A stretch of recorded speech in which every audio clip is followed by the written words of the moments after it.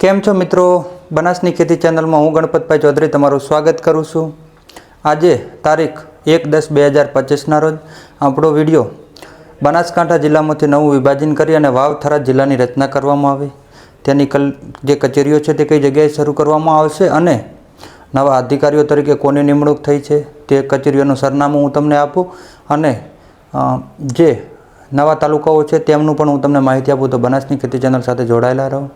હજુ સુધી બનાસની ખેતી ચેનલને સબસ્ક્રાઈબ ન કરી તો સબસ્ક્રાઈબ કરો અને જે નવા જિલ્લાની રચના કરવામાં આવી છે તેના વિશે તમારો અભિપ્રાય અવશ્ય કોમેન્ટની અંદર જણાવજો।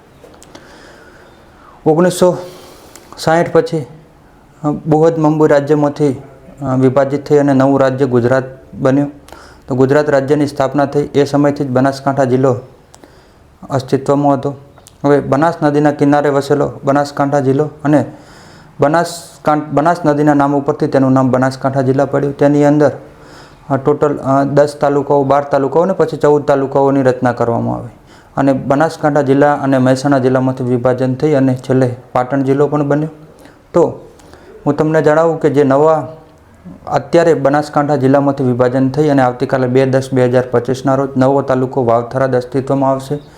તો વાવ થરાદ જિલ્લાના જે વાસીઓ છે તેમના માટે બનાસકાંઠા જિલ્લા માટે હંમેશા માન રહ્યું છે અને તે લોકોના દિલમાં છે।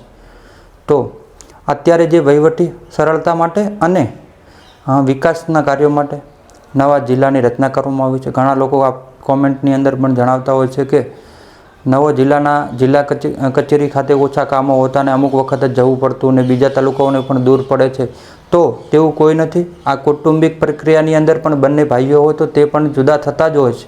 તો થોડા દિવસ એવું લાગે કે આમ હતું ને તેમ હતું પણ આ વહીવટી સરળતા અને વિકાસના કાર્યો છે વહીવટી સરળતાઓ માટે અને અધિકારીઓની નિમણૂક થતી હોય તો તેના લીધે ફાયદો જ થશે। તો વાવ થરાદ જિલ્લા માટે જિલ્લાના વાસીઓ માટે બનાસકાંઠા જિલ્લો હંમેશા માન અને આદર રહ્યો છે અને તે અમારા દિલની અંદર વસેલું છે।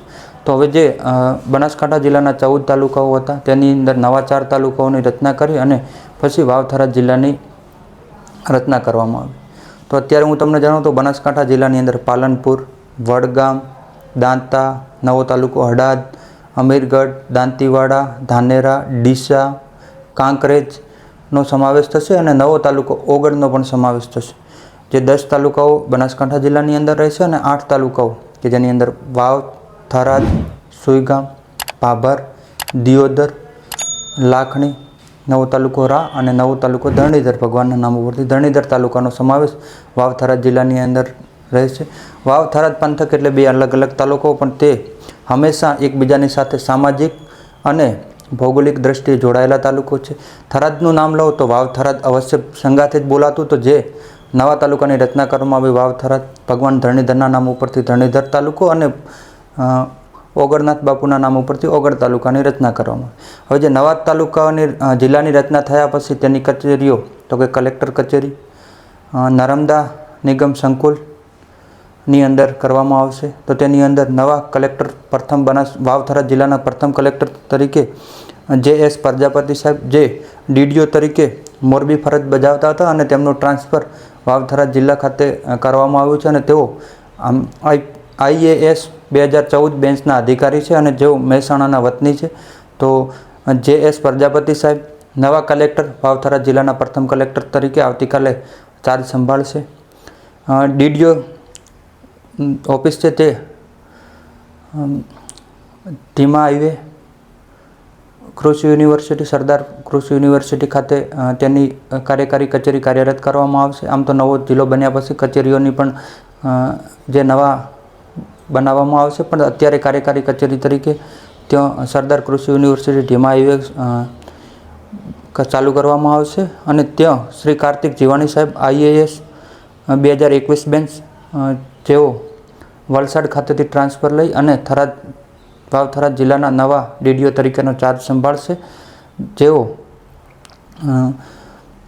મૂળ સુરતના વતની છે અને નવા SP સાહેબ તરીકે IPS ચિંતન તેરૈયા સાહેબ શ્રી ચાર્જ સંભાળશે।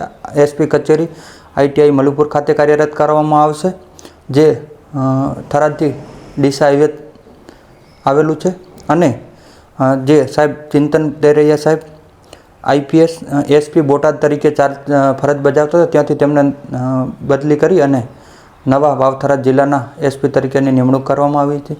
આ હતી મુખ્ય કચેરીઓ. હવે જે બાકીની કચેરીઓ છે તે પણ શરૂ કરવામાં આવશે અને તેના માટે લગભગ મીઠા હાઈવે કોલેજ છે તેની પસંદગી કરવામાં આવશે. વધુ વરસાદના લીધે અત્યારે તે પાણી ભરાયેલા હોવાથી આ કચેરીઓ અહીં કાર્યરત કરવામાં આવે છે અને જરૂરિયાત મુજબની નવી કચેરીઓ પણ કાર્યરત કરવામાં આવશે.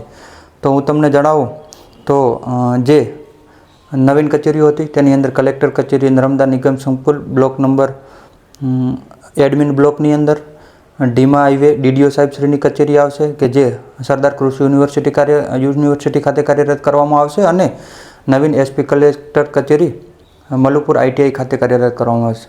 તો આ હતી મેં તમને આજની જે માહિતી જણાવી તે. તો બનાસકાંઠા જિલ્લા હંમેશા વાવથરાદવાસીઓના દિલની અંદર વસેલું છે ને તેમના માટે માન છે જ. તો આભાર. બનાસની ખેતી ચેનલને સબસ્ક્રાઈબ કરો અને તેની બાજુમાં આપેલું બેલનું આઇકોન છે તે જરૂર દબાવો અને તમારો અભિપ્રાય કોમેન્ટની અંદર અવશ્ય જણાવો. આભાર.